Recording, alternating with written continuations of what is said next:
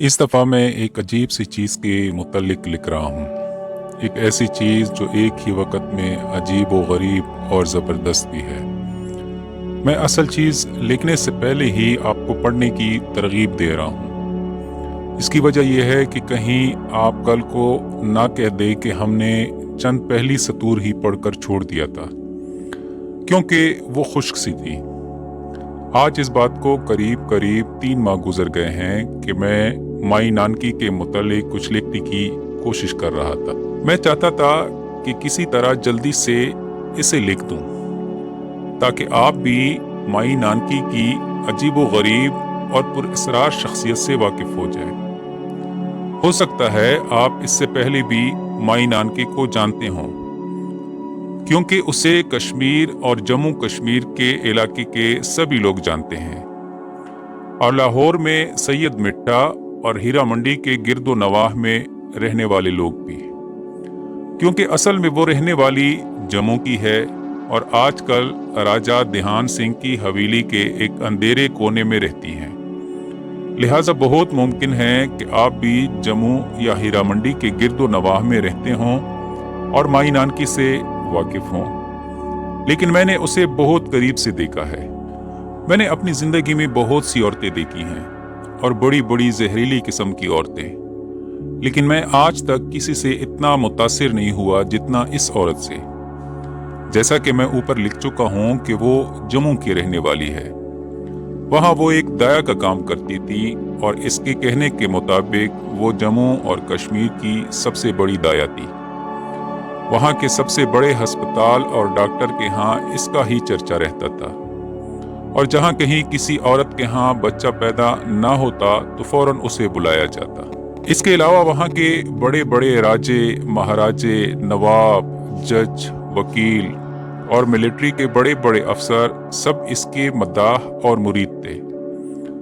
उन्होंने आज तक ना कभी उसकी बात टाली और ना उसे नाराज किया, बल्कि जब भी इसका जी चाहा इसने उनसे हजार किस्म के काम निकाले। इसके अलावा वो गालिबन रोज़ाना अपने काम से 300-400 रुपए के करीब कमा लेती थी। रोज़ाना अनगिनत बच्चे जनाती, उनमें कई एक मुर्दा, कई सुस्त माहे और बाकी ठीक ठाक होते। इसके अलावा वहाँ इसका आलिशान मकान और 2 दुकानें थी। एक तबेला जिसमें 12 महीने 5-7 गायें भैंसी बंधी रहती। इसका कुंबा जो 25 अफराद पर मुश्तमिल था, सब दूध मक्खन खाते और मौज में रहते। कुंबे के लफ्ज पर एक लतीफ़ा सुनते चलिए। उसके कुंबे के सभी आदमी उसके घर के नहीं थे। इन 25 अफराद में इसका ना कोई लड़का था, न लड़की, माँ न बहन, सिर्फ वो एक खुद थी या इसका शोहर, और बाकी सब लड़के लड़कियां उसने दूसरों से लेके पाले हुए थे। मैंने एक रोज इससे पूछा, तुम दूसरों के बच्चे जनाती रही, लेकिन खुद क्यों ना जना? कहने लगी, एक हुआ था, मैंने उसे मार दिया। मैंने पूछा क्यों? कहने लगी, मेरी तबीयत को इसका रोना नागवार गुजरा था। बड़ा खूबसूरत था, लेकिन मैंने उसे जमीन पर रखा और ऊपर से लहाफ और रजाइयों का एक अंबार गिरा दिया, और वो नीचे ही दम घुट के मर गया। मैं उसकी ज़बानी इसके हालात आपको बता रहा था। इसके अलावा वो कहती कि मेरे पास कम से कम 25-30 हज़ार की मलियत का जेवर भी था। बकौल उसके वो बड़ी बोझ में रह रही थी कि अचानक हिंदुस्तान तकसीम हो गया और कश्मीर में कत्ल गारत शुरू हुई। डोगरे मुसलमानों को चुन चुन के कत्ल करने लगे। चुनांचे इसी अफरा तफरी में इसने अपना घर छोड़ा, क्योंकि इसके महल्ले में भी कत्ल खून और असमतदरी शुरू हो गई थी। लेकिन इस भाग दौड़ में उसके घर के सभी आदमी उसे छोड़ गए, और वो अकेली जान बचाने को ईसाइयों के महल्ले में जा घुसी।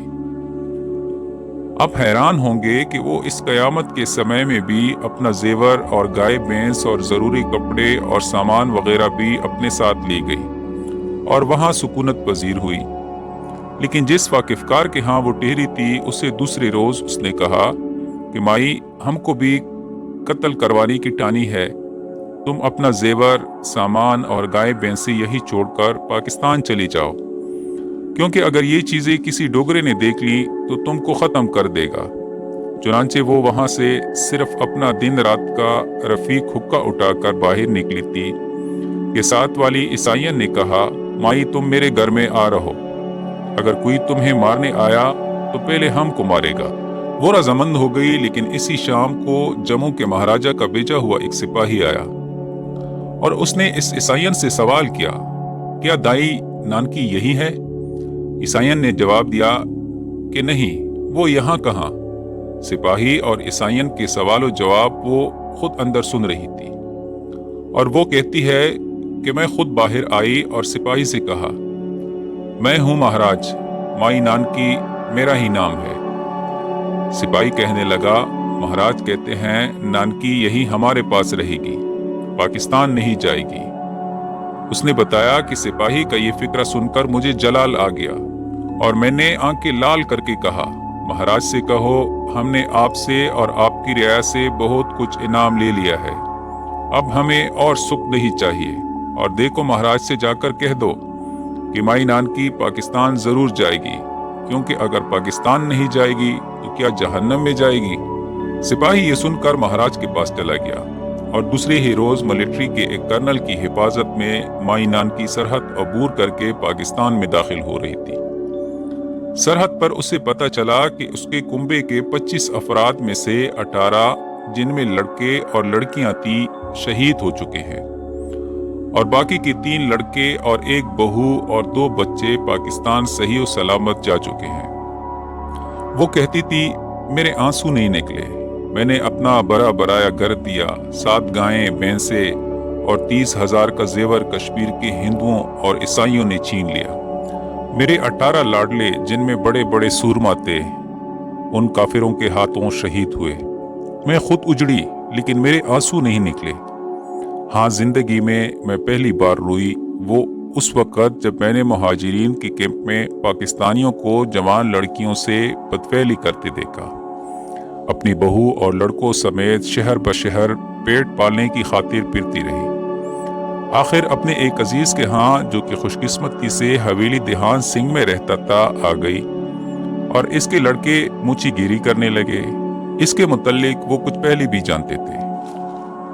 जम्मू की टाटदार जिंदगी और उसके तमाम हालात वहीं रह गए, लेकिन जहां तक मैंने उसे यहाँ जिस गुर्बत की हालत में देखा है, मैं तो यही समझता हूँ कि वो एक बहुत ही ऊंचे दर्जे की औरत है। ऐसी औरतें बहुत कम दुनिया में पैदा होती हैं। उसकी ज़ात बहुत ही बुलंद और बेमिसाल है। 85 साल की उम्र होने को आई, लेकिन घर का सब काम काज खुद करती हैं। बीमारी और परेशानी में भी इसका चेहरा पुरवकार और पूर की तरह खिला रहता है। चाहे कुछ भी हो जाए, गमगीन नहीं होती और ना किसी गहरे सोच में गर्क रहती है। 24 घंटे हंसती और मुस्कुराती रहती है। इस बुढ़ापे में भी बड़ी बड़ी बोझल चीजें खुद उठाती हैं, बड़ी अच्छी बातें सुनाती हैं, किसी भी फकीर को खाली हाथ नहीं लौटाती। और सबसे बड़ी बात जो मैं अब इसके मुतल्लिक बताने लगा हूँ, वो ये है कि वो इंतहा दर्जे की गरीब औरत होती हुई भी बड़े बड़े शहंशाहों से ज्यादा अमीर है, इसलिए कि इसका दिल बादशाह है। अगर मोहल्ले की किसी औरत ने इससे कुछ मांग लिया तो बस भर भर के देती जाती है और साथ साथ खुश होती जाती है। और मुझे तो बिल्कुल ऐसा ही मालूम होता है जैसे कोई बहुत बड़ा शाहनशाह अपनी रईयत को कायनात की नेमतें तकसीम कर रहा हो। खाने के मामले में वो बहुत तेज है और इस उम्र में भी दिन में वो 4 वक्त पेट भरकर खाना खाती है। और शायद यही वजह है कि सारा सर सफ़ेद हो गया है, लेकिन इसके गालों पर सुर्खियां हनूज बाकी हैं। इसका अपना बयान है कि वो एक दफ़ा किसी जच्चा को देखने गई तो इत्तेफाक से वहाँ घर वालों ने घी, सूजी, पिस्ते, बादाम और दूसरे मेवे मिलाकर एक किस्म की चूरी तैयार की थी, जो कि 3-4 सेर के करीब होगी। शामत आमाल लड़की के माँ नानकी को जरा चख के देखने को कह बैठी। बस इसका कहना था कि नानकी ने बर्तन थाम लिया और सारी चूरी चट कर गई। इतना कुछ खा चखने के बाद वो कहती थी, मुझे कुछ खबर भी ना हुई, और वो वहां से उठकर दूसरी जच्चा के यहाँ गई। جہاں سے اس نے 1 سیر کے قریب حلوہ پوری کھایا۔ اس طرح کے کئی اور واقعات وہ ہنس ہنس کے سناتی ہے۔ جہاں تک لباس کا تعلق ہے، وہ عام پنجابی لباس یعنی قمیض اور شلوار پہنتی ہے، لیکن اسے عام میں ایک خاص بات یہ ہے کہ وہ اپنی قمیض کو ہمیشہ شلوار کے اندر کر کے ازار بند باندھتی ہے۔ میں نے اسے استفسار کیا تو وہ کہنے لگی، تم ابھی بچے ہو، تمہیں کیا معلوم، اور میں خاموش ہو گیا۔ پاؤں میں وہ مردانہ جوتا پہنتی ہے، اور جب آدھی رات کو سب سوئے ہوئے ہوتے ہیں اور وہ غسل خانے میں جاتی ہے تو اس کے پاؤں کی آواز بہت ہی مہیب معلوم ہوتی ہے۔ اب ذرا سا اس کے لڑکوں کے متعلق سن لیجئے۔ اس کے سب سے بڑے لڑکے کا نام حبیب اللہ ہے، جس کی ایک دکان جوتیوں کی ہے، اور نانکی کا کہنا ہے کہ اس لڑکے کو اس نے بڑے ناز و نام سے پالا پوسا ہے، اور وہی سب میں زیادہ خدمتگار اور وفاشیار ہے، اور وہ اس کی خوب خدمت کرتا ہے، اور نانکی اس پر بہت خوش ہے۔ حبیب اللہ اپنے سسرال کے مکان کی سب سے اوپر والی منزل کے 2 کمروں میں ایک بیوی اور 3 بچوں سمیت رہتا ہے۔ گرمیوں میں اس کے بچوں کے پاؤں دھوپ میں جل جل جاتے ہیں اور سردیوں میں اوپر سکڑتے رہتے ہیں، لیکن آج تک کبھی اس نے ماتھے پر بل نہیں ڈالا، اور نہ اس کے ہونٹ مسکراہٹ سے بے خبر ہوئے، بلکہ وہ اپنے دستور کے مطابق ہر اتوار کو نانکی کے لیے 5-7 روپے کا پل وغیرہ لے کر مسکراتا ہوا آتا ہے اور نانکی کی دعائیں لے کر چلا جاتا ہے۔ اس سے چھوٹے لڑکے کا نام محمد حسین ہے، جو بجلی اور ریڈیو کا کام اچھی طرح جانتا ہے، اور اسے دفتر روزگار سے کم از کم 5 دفعہ کارڈ بنوانے کے باوجود آج 7 سال سے کوئی نوکری نہیں ملی۔ مائی نانکی نے بڑی کوشش کی کہ جیتی جی اپنے ان پالے ہوئے لڑکوں کی شادیاں کر کے جائے، تاکہ بعد میں وہ در بدر نہ ہوں اور اسی بھی کمر بے آرام نصیب ہو، لیکن بقول اسی کے غریب کو مر کے بھی آرام نہیں ملتا، شاید اس لیے ابھی تک اس کی شادی کا کوئی بندوبست نہیں ہوا۔ ایک 2 جگہ دریافت کرنے پر لڑکی والوں نے کہا کہ کم از کم 2-3 زیور لڑکی کو ڈالو تب لڑکی ملے گی، ورنہ نہیں۔ لیکن دوسری طرف یعنی نانکی کے پاس تو صرف اللہ کا نام اور اپنا بیٹا ہی ہے۔ نانکی کا کہنا ہے کہ اس کا لڑکا محمد حسین عقل کے لحاظ سے تو کسی بڑے لیڈر کے برابر ہے، لیکن اس کی اکڑ ٹنڈے لاٹ کی طرح ہے۔ محمد حسین سے چھوٹے لڑکے کا نام محمد یونس ہے، جو خوبصورت اور دبلا پتلا ہے، اور اس کی تعلیم 7 جماعت تک ہے۔ سینکڑوں کام کرنے کی تجویزیں کر رہا ہے، اور جن میں سب سے بڑی خواہش اس کی یہ ہے کہ اسے کوئی معمولی سی ملازمت مل جائے، جہاں اسے صبح سے دوپہر تک کام کرنا پڑے اور شام کے وقت وہ کچھ پڑھ لے اور اس طرح اپنی تعلیم کو بڑھا سکے، لیکن آج تک اس کی یہ خواہش پوری نہیں ہوئی۔ نانکی کا یہ خیال ہے کہ وہ جنات کی قوم سے ہے، کیونکہ اس میں غصے کا مادہ زیادہ ہے۔ مائی نانکے آج کل کچھ اداس اور غمگین سے رہنے لگی ہیں۔ ایک روز میں نے اس کی وجہ پوچھی تو کہنے لگی، بچے، مجھے پاکستان نے بہت سی بیماریاں لگا دی ہیں، مجھے جموں میں کوئی بیماری نہیں تھی، اور نہ کبھی میں نے کسی بات کے متعلق آج تک سوچا ہے۔ ہاں، اپنی ساری زندگی میں ایک دفعہ میں نے ایک بات پر غور کیا تھا، اور وہ بھی تھوڑی دیر کے لیے۔ اصل میں قصہ یہ ہوا کہ جموں کی ایک باہمنی کے ہاں بچہ پیدا نہیں ہوتا تھا۔ بڑی بڑی کاریگر نرسوں اور ڈاکٹروں نے جواب دے دیا، اور مصیبت یہ تھی کہ بچہ پیٹ میں ادھر سے ادھر چکر لگاتا تھا اور ہمکتا بھی تھا۔ اسی مشکل میں سبھی نے گھر والوں کو مشورہ دیا کہ نانکی کو بلاؤ۔ چنانچہ میں گئی اور 2 ہاتھ لگانے سے ہی بچہ پیدا ہو گیا، لیکن میرا رنگ اڑ گیا، اور اپنی جوانی میں پہلی بار سر سے پاؤں تک پسینے میں شرابور ہو گئی۔ یہاں تک وہ کہہ کر ذرا رکی۔ میں نے پوچھا کیوں؟ کہنے لگی کیونکہ بچے کے 2 سر، 4 آنکھیں اور دونوں سروں میں 2 سینگ تھے۔ میں نے آنکھیں لال کرتے ہوئے براہمن سے کہا، کیوں لالا، یہ کیا ظلم کیا تم نے مجھے بتایا تک نہیں کہ یہ قصہ ہے۔ اگر میرے دل کی حرکت بند ہو جاتی تو؟